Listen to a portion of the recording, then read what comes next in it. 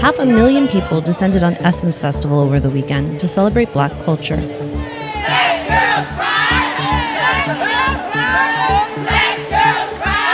And these days, where Black women go, so do 2020 candidates. Black women can tell when you're lying.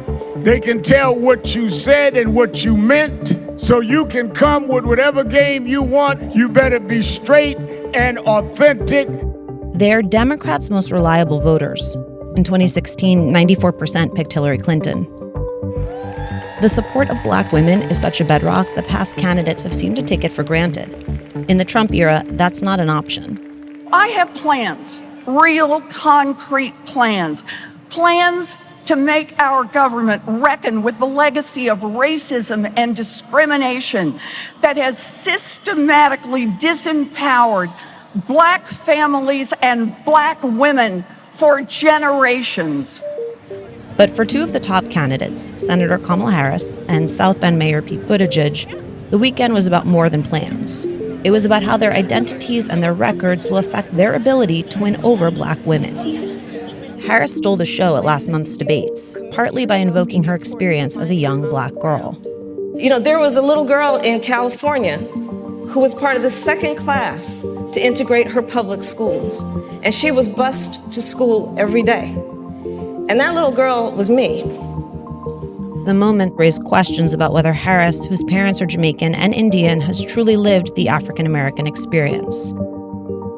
Questions her sorority line sisters find laughable.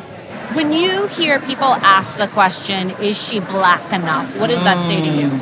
Wow, that's actually a little bit disturbing because clearly she's Black enough. I mean, she made the choice to attend Howard University, a historically Black college. She represents African-American women. She pledged an African-American sorority. I think it's pretty clear. She obviously is. But I don't know if that matters as much as is she qualified enough. And she absolutely is. Harris didn't publicly grapple with questions about her identity. Instead, she made her case to the crowd. The fight of Black women has always been fueled and grounded in faith and in the belief of what is possible. And that's why Sojourner spoke. It's why Mae flew. It's why Rosa and Claudette sat. It's why Maya wrote. It's why Fannie organized. It's why Shirley ran, and why I stand here as a candidate for President of the United States.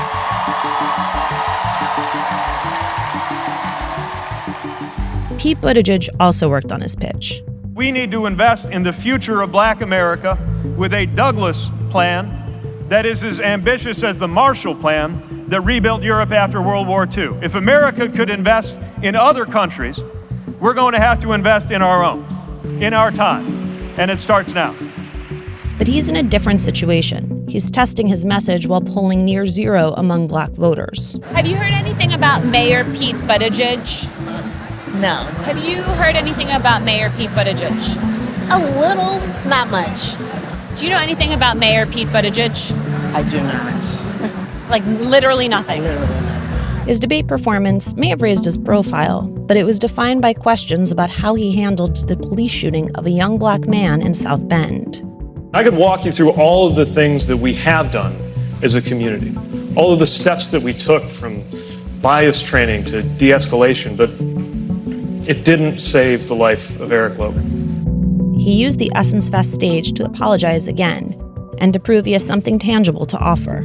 It's important to accept responsibility for what needs to change. And I hope now the conversation can be a forward-looking one about racial equity in our time, because every candidate, and frankly, especially white candidates, need to find their voices on this issue. Buttigieg knows he has a lot of work to do to make himself known and trusted among the women here. I've heard you lament that people ask how you're going to win the Black vote rather than asking what it is that you're offering Black voters. And yet with your Douglas plan, with other plans you've come out with, there's still a disconnect. So how do you close that divide? Well, I think it's quantity time. We can't just put a plan online and expect everybody to read it and be won over overnight. I've got to be out there explaining what it means for us to invest in minority entrepreneurship, why I believe we really can deliver a 50% reduction in incarceration in this country without an increase in crime, what it would look like to actually support equality in health outcomes that are currently holding people back, especially women of color in this country. Just because we thought up a plan isn't enough. Can you win this primary without Black women? I don't think that a candidate would deserve to win a primary without seeking and earning the votes of Black women. It's part of why we're here. It's part of why we're making sure it's clear how our proposals will benefit people of color. For all of these questions of a candidate's racial solidarity, record, and policies, convincing Black women also requires acknowledging the voting bloc's complexity. Black women, we're talking about millions and millions of people, and I think that the problem is that so many candidates pander and they think that all Black people are the same or we want all the same things. I want candidates to speak to our needs as Americans.